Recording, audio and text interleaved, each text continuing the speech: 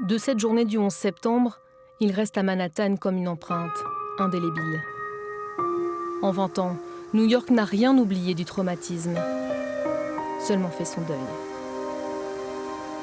Les gravats, les cadavres, les cris des rescapés ont laissé place à ce mémorial, deux immenses bassins où résonne désormais le son des cascades. Il y a 20 ans, c'est ici, en plein cœur de Manhattan, que l'Amérique va vivre le premier acte des attentats du 11 septembre. Ce matin-là, la météo est particulièrement clémente. Les New-Yorkais se rendent sur leur lieu de travail. Ils ignorent encore qu'un commando d'Al-Qaïda va détourner 4 avions de ligne. 2 d'entre eux percuteront ici les tours du World Trade Center. L'édifice, aux 210 étages, ne résistera pas. Il n'en reste aujourd'hui que ce trou béant, une fontaine du souvenir, en la mémoire des quelques 3000 âmes arrachées ce jour-là à la vie.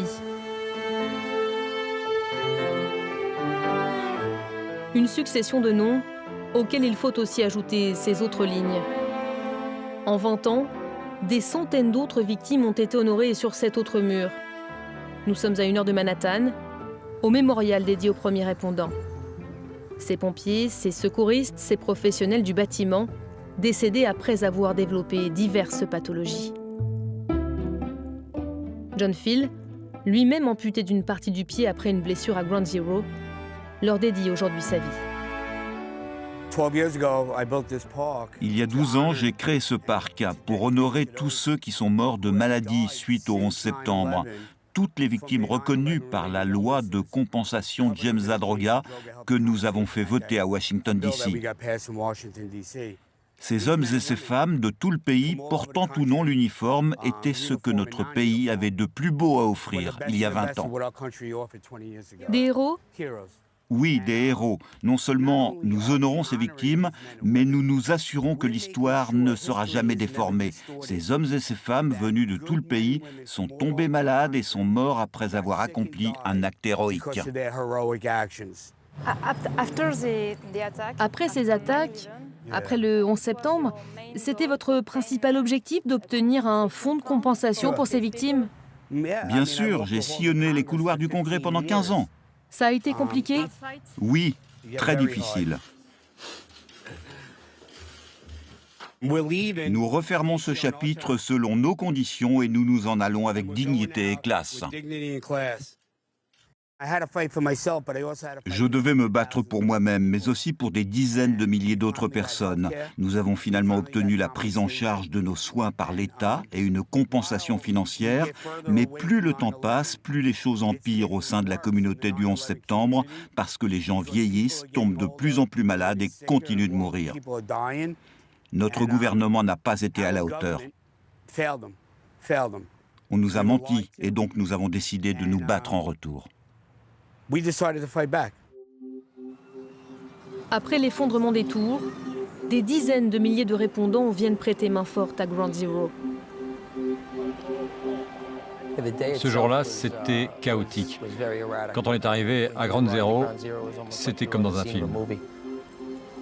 Tous les secouristes déployés sur site ignorent à l'époque que dans leur chute, les tours jumelles ont libéré près de 2 millions de tonnes de fumée particulièrement toxique.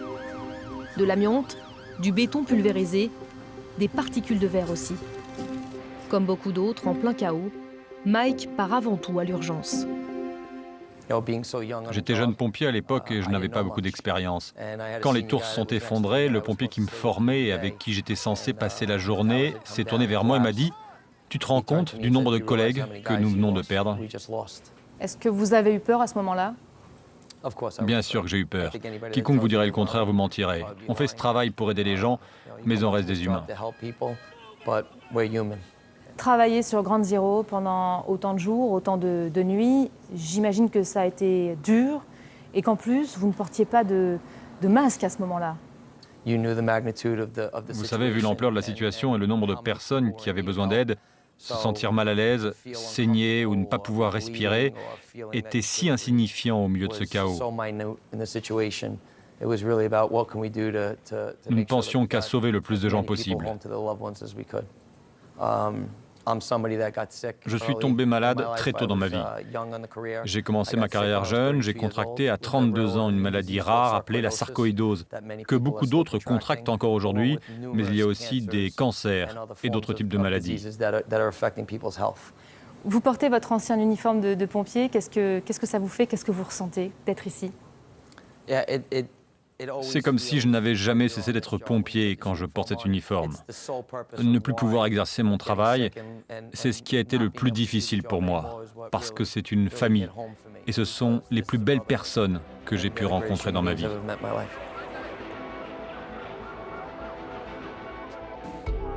Comme Mike, des dizaines de milliers de personnes se sont exposées pendant des semaines, souvent jour et nuit, sans le savoir, aux particules fines. 23 500 cancers ont même déjà été officiellement reconnus par le gouvernement américain comme directement liés au 11 septembre. Une identification essentielle pour toutes les victimes dépourvues d'assurance santé. Depuis 10 ans, les malades sont pris en charge par le programme de santé du World Trade Center. Une assistance médicale que très peu de civils ont jusque-là réclamée.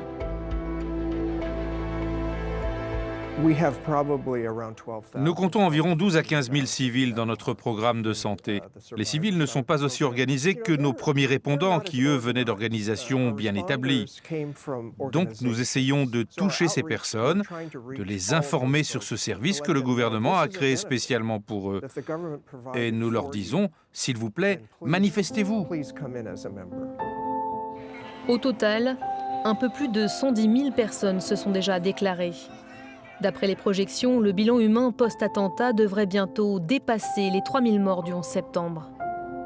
Ce matin-là, le père d'Alexandra venait de commencer sa journée de travail dans l'une des tours. Le 11 septembre était mon premier jour de lycée. C'était la rentrée. Notre professeur tardait à arriver et on se demandait tous ce qui se passait.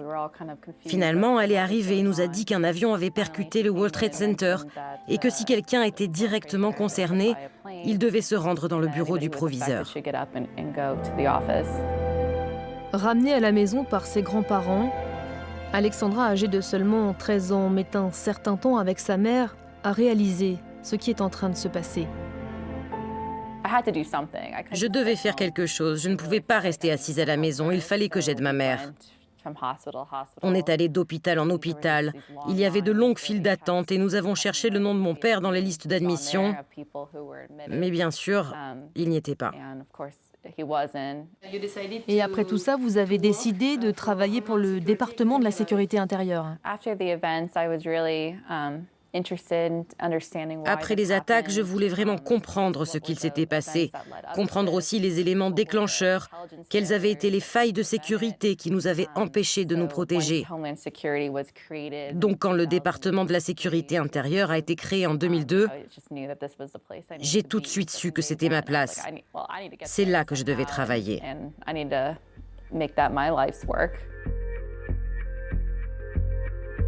Le jour même des attentats, les questions de sécurité deviennent la priorité absolue. America and our friends and allies join with all those who want peace and security in the world. And we stand together to win the war against terrorism. Moins d'un mois après les attaques, George W. Bush forme une coalition internationale et frappe l'Afghanistan. Le 26 octobre 2001, il paraphe ensuite à la Maison-Blanche le Patriot Act. Les services de renseignement et la police peuvent désormais accéder aux données détenues par les particuliers et les entreprises, sans autorisation préalable, sans en informer aussi les Américains. Nous avons instauré dans l'urgence ces nouvelles mesures, sans vraiment nous soucier des éventuelles dérives. À l'époque, nous n'avions pas mis de garde-fous, mais avec le temps, cela a changé. Les mesures les plus controversées ont évolué, et quand il fallait les renouveler, les gens étaient davantage sensibilisés à la protection de la vie privée et aux libertés individuelles. On est 20 ans après les attentats du 11 septembre. Est-ce que vous estimez aujourd'hui que l'Amérique est davantage en sécurité qu'avant? Je pense que nous sommes mieux protégés des attaques extérieures. Nous sommes davantage capables de détecter, d'anticiper ce genre de menaces. Nous continuons à être menacés par l'organisation État islamique, par Al-Qaïda et d'autres groupes terroristes étrangers. Mais ces risques se sont considérablement réduits. La plus grande menace à laquelle nous devons faire face aujourd'hui, ce sont les attaques intérieures, celles émanant de notre propre population. On prend ça très au sérieux. Il y a aussi un vrai danger pour notre démocratie. Les attaques du 6 janvier au Capitole nous ont montré à quel point notre démocratie était fragile.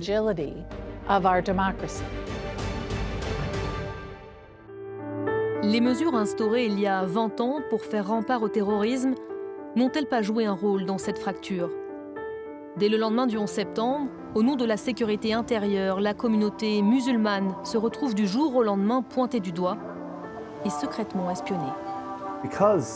Comme j'ai les cheveux foncés, que je suis typé, je ne pouvais pas du tout me faire pousser la barbe à l'époque. Tout cela aurait trop fait penser aux terroristes qui ont détourné les avions. Pour moi, les choses ont vraiment changé après le 11 septembre, et je l'ai ressenti dans le comportement de certains Marines. Membre du corps des Marines depuis 1 an, Mansour Shams, pakistanais d'origine, voit dès le lendemain des attaques son quotidien impacté. Les comportements ont changé vis-à-vis de moi. Ce n'était vraiment pas agréable. Et au bout d'un moment, j'ai été très affecté par tout ça. Aujourd'hui, j'essaye de faire tout ce que je peux pour sensibiliser les gens. Mais certains ne changeront jamais. Leur attitude restera la même. On est 20 ans après les attentats du 11 septembre. Vous nous avez raconté ces difficultés finalement qui se sont accumulées avec les années. Vous n'êtes plus un marine. Est-ce que c'est toujours aussi compliqué d'être musulman dans ce pays ? C'est pire. C'est toujours présent, en raison notamment de l'influence des réseaux sociaux, des nouveaux moyens d'informer, et bien sûr avec la rhétorique de Donald Trump. Il a dit des choses comme « Je pense que l'islam nous déteste ». Et ça envoie un message au reste du pays, à tous ceux qui le regardent et l'observent.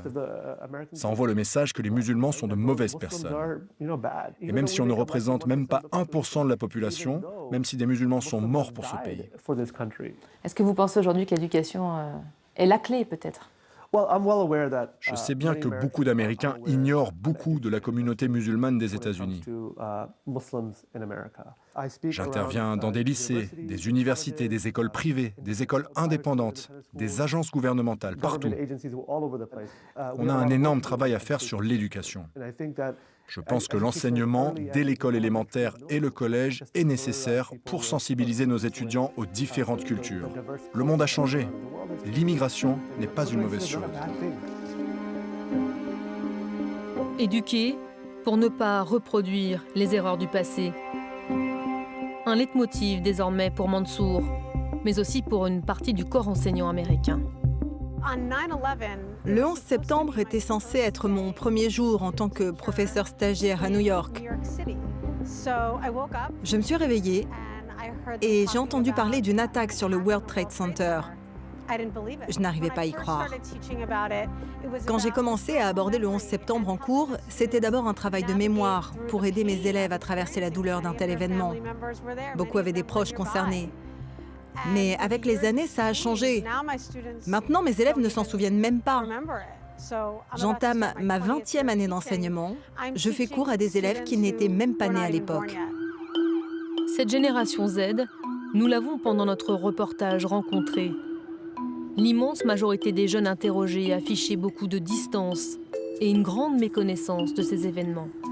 I don't want to sound like it's not important. It is important, but it does not affect me as much as it affects like the older. I do know it has something to do with terrorists or something like that. Yeah. En France, on a un programme scolaire officiel assez strict. Les enseignants enseignent la même histoire à leurs élèves. Est-ce que c'est la même chose aux États-Unis ? Il n'y a pas de programme national imposé dans tout le pays. Il y a des suggestions, État par État, mais il n'y a pas de règle nationale. Et ça peut être un problème parce qu'en ce moment, le contexte est très tendu aux États-Unis. Parlez-moi de vous. Qu'est-ce que vous, en tant qu'enseignante d'histoire américaine, vous avez envie de transmettre, d'enseigner à vos étudiants ? Je veux qu'ils comprennent que c'était un moment traumatisant et je veux qu'ils respectent ça. Surtout parce que j'enseigne à New York. Je veux aussi qu'ils se souviennent et comprennent comment on en est arrivé là. Que les politiques peuvent aussi manipuler un tel événement. Je veux qu'ils s'en servent comme un exemple d'engagement citoyen, qu'ils soient extrêmement vigilants et qu'ils comprennent qu'une tragédie comme le 11 septembre peut entraîner d'autres tragédies. Savez-vous quelle guerre a été déclenchée après le 11 septembre? No, I do not. Wars? I have no idea. I don't remember. I don't know. Do you know? I don't know. I'm not sure. Do you know? I could not tell you. Not exactly. I'm not from New York, so. Si le 11 septembre est uniquement enseigné à la date anniversaire ou de façon très basique, en se référant seulement au livre de classe, alors les étudiants perdent une grande partie du contexte de l'événement. Ce que l'on constate de plus en plus, c'est que de façon générale, ce qui pose problème, c'est l'absence d'analyse de l'actualité dans les écoles, et en particulier pour les événements controversés. En raison du contexte politique aux États-Unis, de la polarisation, les professeurs sont parfois très anxieux à l'idée d'aborder ces événements. Je pense que ça fait partie des conséquences à long terme du 11 septembre. En faisant l'impasse sur ces événements controversés et parfois même des événements récents, nous contribuons à notre manière à cette fracture au lieu d'aider les jeunes à s'écouter les uns les autres et à s'impliquer dans ces événements. Je pense que c'est l'un des plus gros challenges auxquels nous faisons face aujourd'hui aux États-Unis, mais nous ne sommes pas les seuls. L'éducation, mais aussi la sécurité intérieure, ont été désignés parmi les grandes priorités de l'administration Biden. Deux défis majeurs auxquels il faut aussi ajouter la prise en charge des anciens héros, chaque jour plus nombreux à tomber malades. Pour les relever, l'Amérique pourra s'appuyer sur des forces vives, à l'image de Mansour, Alexandra, John ou Mike. Car 20 ans après les attentats, l'histoire du 11 septembre n'a toujours pas fini de s'écrire.